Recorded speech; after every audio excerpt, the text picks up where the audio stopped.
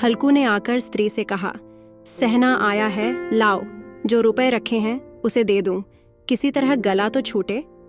मुन्नी झाड़ू लगा रही थी, पीछे फिरकर बोली, 3 ही तो रुपए हैं, दे दोगे तो कम्मल कहाँ से आवेगा?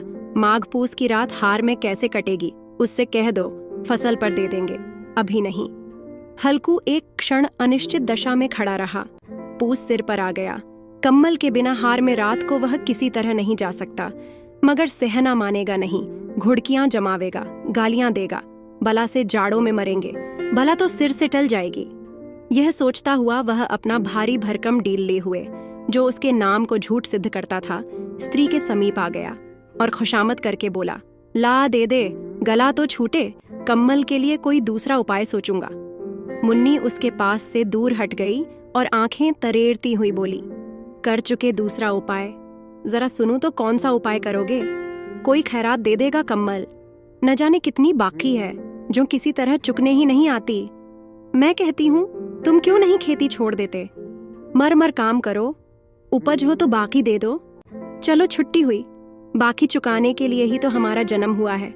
पेट के लिए मजूरी करो, ऐसी खेती से बाज आए। मैं रुपए न दूंगी। हल्कू उदास होकर बोला, तो क्या गाली खाऊं? मुन्नी ने तड़प कर कहा, गाली क्यों देगा? क्या उसका राज है? मगर यह कहने के साथ ही उसकी तनी हुई भौहें ढीली पड़ गईं। हल्कू के उस वाक्य में जो कठोर सत्य था, वह मानो एक भीषण जंतु की भांति उसे घूर रहा था। उसने जाकर आले पर से रुपए निकाले और लाकर हल्कू के हाथ पर रख दिए। फिर बोली, तुम छोड़ दो अब की से खेती। मजूरी में सुख से 1 रोटी तो खाने को मिलेगी, किसी की धौंस तो न रहेगी। अच्छी खेती है, मजूरी करके लाओ, वह भी उसी में झोंक दो, उस पर ढौंस। हल्कू ने रुपए लिए और इस तरह बाहर चला मानो अपना हृदय निकालकर देने जा रहा हो। उसने मजूरी से 1-1 पैसा काट कपट कर 3 रुपए कम्मल के लिए जमा किए थे। वह आज निकले जा रहे थे। एक पग के साथ उसका मस्तक अपनी दीनता के भार से दबा जा रहा था। पूस की अंधेरी रात, आकाश पर तारे भी ठिठुरते हुए मालूम होते थे। हल्कू अपने खेत के किनारे ऊख के पतों की एक छतरी के नीचे बांस के खटोले पर अपनी पुरानी गाढ़े की चादर ओढ़े पड़ा कांप रहा था। खाट के नीचे उसका संगी कुत्ता जबरा पेट में मुंह डाले सर्दी से कूं-कूं कर रहा था। 2 में से एक को भी नींद न आती थी। हल्कू ने घुटनियों को गर्दन में चिपकाते हुए कहा, क्यों जबरा, जाड़ा लगता है? कहता तो था घर में पुआल पर लेट रहा, तो यहाँ क्या लेने आए थे? अब खाओ ठंड, मैं क्या करूं? जानते थे मैं यहाँ हलवा पूरी खाने आ रहा हूं, दौड़े दौड़े आगे आगे चले आए। अब रो नानी के नाम को। जबरा ने पड़े पड़े दुम हिलाई और अपनी कूं कूं को दीर्घ बनाता हुआ एक बार जम्हाई लेकर चुप हो गया। उसकी श्वान बुद्धि ने शायद ताड़ लिया, स्वामी को मेरी कूं कूं से नींद नहीं आ रही है। हल्कू ने हाथ निकालकर जबरा की ठंडी पीठ सहलाते हुए कहा, कल से मत आना मेरे साथ, नहीं तो ठंडे हो जाओगे। यह रांड पछुआ न जाने कहां से बर्फ ले आ रही है। उठूं, फिर 1 चिलम भरूं, किसी तरह रात तो कटे। 8 चिलम तो पी चुका। यह खेती का मजा है। और एक भगवान ऐसे पड़े हैं जिनके पास जाड़ा जाए तो गर्मी से घबराकर भागे। मोटे मोटे गद्दे, लिहाफ कम्बल, मजाल है जाड़े का गुजर हो जाए। तकदीर की खूबी, मजूरी हम करें, मजा दूसरे लूटें। हल्कू उठा, गड्ढे में से जरा सी आग निकालकर चिलम भरी। जबरा भी उठ बैठा। हल्कू ने चिलम पीते हुए कहा, पिएगा चिलम, जाड़ा तो क्या जाता है, जरा मन बदल जाता है। जबरा ने उसके मुंह की ओर प्रेम से छलकती हुई आंखों से देखा। हल्कू, आज और जाड़ा खा ले, कल से मैं यहाँ पुआल बिछा दूंगा, उसी में घुसकर बैठना, तब जाड़ा ना लगेगा। जबरा ने अपने पंजे उसकी घुटनियों पर रख दिए और उसके मुंह के पास अपना मुंह ले गया। हल्कू को उसकी गर्म सांस लगी। चिलम पीकर हल्कू फिर लेटा और निश्चय करके लेटा कि चाहे कुछ हो अब की सो जाऊंगा। पर एक ही क्षण में उसके हृदय में कंपन होने लगा। कभी इस करवट लेटता, कभी उस करवट, पर जाड़ा किसी पिशाच की भांति उसकी छाती को दबाए हुए था। जब किसी तरह न रहा गया तो उसने जबरा को धीरे से उठाया और उस सिर को थपथपाकर उसे अपनी गोद में सुला लिया। कुत्ते की देह से जाने कैसी दुर्गंध आ रही थी, पर वह उसे अपनी गोद में चिपटाए हुए ऐसे सुख का अनुभव कर रहा था जो इधर महीनों से उसे न मिला था। जबरा शायद यह समझ रहा था कि स्वर्ग यही है, और हल्कू की पवित्र आत्मा में तो उस कुत्ते के प्रति घृणा की गंध तक न थी। अपने किसी अभिन्न मित्र या भाई को भी वह इतनी ही तत्परता से गले लगाता। वह अपनी दीनता से आहत न था जिसने आज उसे इस दशा को पहुंचा दिया। नहीं, इस अनोखी मैत्री ने जैसे उसकी आत्मा के सब द्वार खोल दिए थे और उनका एक एक अणु प्रकाश से चमक रहा था। सहसा जबरा ने किसी जानवर की आहट पाई।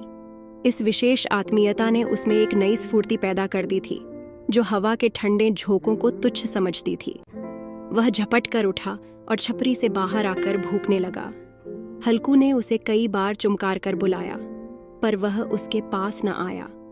हार में चारों तरफ दौड़ दौड़ कर भूखता रहा।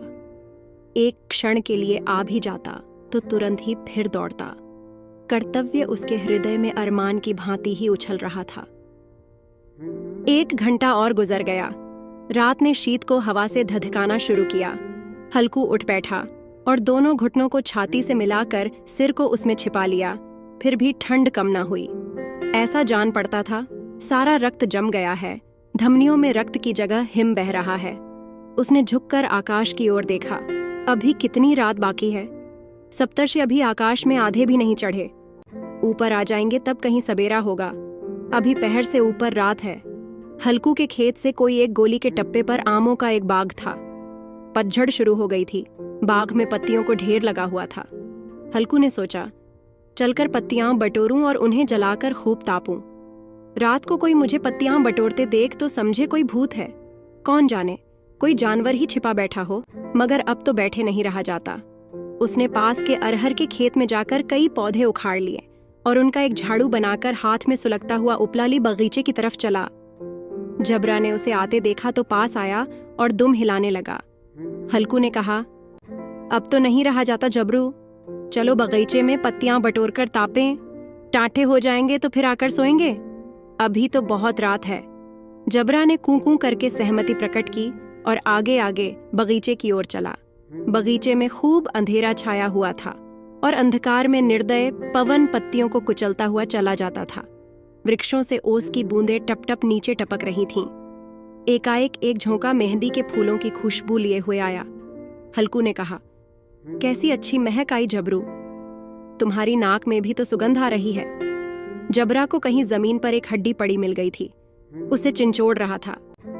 हल्कू ने आग जमीन पर रख दी और पत्तियां बटोरने लगा। जरा देर में पत्तियों का ढेर लग गया। हाथ ठिठुरे जाते थे, नंगे पांव गले जाते थे और वह पत्तियों का पहाड़ खड़ा कर रहा था। इसी अलाव में वह ठंड को जलाकर भस्म कर देगा। थोड़ी देर में अलाव जल उठा। उसकी लौ ऊपर वाले वृक्ष की पत्तियों को छू छू कर भागने लगी। उस अस्थिर प्रकाश में बगीचे के विशाल वृक्ष ऐसे मालूम होते थे मानो उस अथाह अंधकार को अपने सिरों पर संभाले हुए हों। अंधकार के उस अनंत सागर में यह प्रकाश एक नौका के समान हिलता, मचलता हुआ जान पड़ता था। हल्कू अलाव के सामने बैठा आग ताप रहा था। एक क्षण में उसने दोहर उताकर बगल में दबा ली। दोनों पांव फैला दिए मानो ठंड को ललकार रहा हो, तेरे जी में जो आए सो कर। ठंड की असीम शक्ति पर विजय पाकर वह विजय गर्व को हृदय में छिपा न सकता था। उसने जबरा से कहा, क्यों जब्बर, अब ठंड नहीं लग रही है? जब्बर ने कूं कूं करके मानो कहा, अब क्या ठंड लगती ही रहेगी? पहले से यह उपाय न सूझा, नहीं इतनी ठंड क्यों खाते? जब्बर ने पूंछ हिलाई। अच्छा आओ इस अलाव को कूदकर पार करें, देखें कौन निकल जाता है। अगर जल गए बच्चा तो मैं दवा न करूंगा। जब्बर ने उस अग्निराशि की ओर कातर नेत्रों से देखा। मुन्नी से कल न कह देना, नहीं तो लड़ाई करेगी। यह कहता हुआ वह उछला और उस अलाव के ऊपर से साफ निकल गया। पैरों में जरा लपट लगी पर वह कोई बात न थी। जबरा आग के गिर्द घूमकर उसके पास आ खड़ा हुआ। हल्कू ने कहा, चलो चलो, इसकी सही नहीं, ऊपर से कूद कर आओ। वह फिर कूदा और अलाव के इस पार आ गया। पत्तियां जल चुकी थीं। बगीचे में फिर अंधेरा छा गया था। राख के नीचे कुछ कुछ आग बाकी थी जो हवा का झोंका आ जाने पर जरा जाग उठती थी, पर एक क्षण में फिर आंखें बंद कर लेती थीं। हल्कू ने फिर चादर ओढ़ ली और गर्म राख के पास बैठा हुआ एक गीत गुनगुनाने लगा। उसके बदन में गर्मी आ गई थी, पर ज्यों-ज्यों शीत बढ़ती जाती थी उसे आलस्य दबाए लेता था। जबरा जोर से भूख कर खेत की ओर भागा। हल्कू को ऐसा मालूम हुआ कि जानवरों का एक झुंड खेत में आया है। शायद नीलगायों का झुंड था। उनके कूदने दौड़ने की आवाजें साफ कान में आ रही थीं। फिर ऐसा मालूम हुआ कि खेत में चर रही हैं। उनके चबाने की आवाज चरचर सुनाई देने लगी। उसने दिल में कहा, नहीं, जबरा के होते कोई जानवर खेत में नहीं आ सकता। नोच ही डाले। मुझे भ्रम हो रहा है। कहाँ? अब तो कुछ नहीं सुनाई देता। मुझे भी कैसा धोखा हुआ। उसने जोर से आवाज लगाई, जबरा जबरा। जबरा भूखता रहा। उसके पास ना आया। फिर खेत के चरे जाने की आहट मिली। अब वह अपने को धोखा ना दे सका। उसे अपनी जगह से हिलना जहर लग रहा था। कैसा दंदाया हुआ था। इस जाड़े पाले में खेत में जाना, जानवरों के पीछे दौड़ना असह्य जान पड़ा। वह अपनी जगह से न हिला। उसने जोर से आवाज लगाई, लिहो लिहो लिहो। जबरा फिर भूख उठा। जानवर खेत चर रहे थे। फसल तैयार है। कैसी अच्छी खेती थी, पर ये दुष्ट जानवर उसका सर्वनाश किए डालते हैं। हल्कू पक्का इरादा करके उठा और 2-3 कदम चला, पर एकाएक हवा का ऐसा ठंडा, चुभने वाला, बिच्छू के डंक का सा झोंका लगा कि वह फिर बुझते हुए अलाव के पास आ बैठा और राख को कुरेद कर अपनी ठंडी देह को गरमाने लगा। जबरा अपना गला फाड़ डालता था। नील गायें खेत का सफाया किए डालती थीं और हल्कू गर्म राख के पास शांत बैठा हुआ था। अकर्मण्यता ने रस्सियों की भांति उसे चारों तरफ से जकड़ रखा था। उसी राख के पास गर्म जमीन पर वह चादर ओढ़कर सो गया। सवेरे जब उसकी नींद खुली, तब चारों तरफ धूप फैल गई थी और मुन्नी कह रही थी, क्या आज सोते ही रहोगे? तुम यहां आकर रम गए और उधर सारा खेत चौपट हो गया। हल्कू ने उठकर कहा, क्या तू खेत से होकर आ रही है? मुन्नी बोली, हाँ, सारे खेत का सत्यानाश हो गया। भला ऐसा भी कोई सोता है? तुम्हारे यहां मड़ैया डालने से क्या हुआ? हल्कू ने बहाना किया, मैं मरते मरते बचा, तुझे अपने खेत की पड़ी है। पेट में ऐसा दर्द हुआ कि मैं ही जानता हूं। दोनों फिर खेत के डांड पर आए। देखा, सारा खेत रौंदा पड़ा हुआ है और जबरा मड़ैया के नीचे चित्त लेटा है, मानो प्राण ही न हो। दोनों खेत की दशा देख रहे थे। मुन्नी के मुख पर उदासी छाई थी, पर हल्कू प्रसन्न था। मुन्नी ने चिंतित होकर कहा, अब मजूरी करके मालगुजारी भरनी पड़ेगी। हल्कू ने प्रसन्न मुख से कहा, रात को ठंड में यहां सोना तो न पड़ेगा।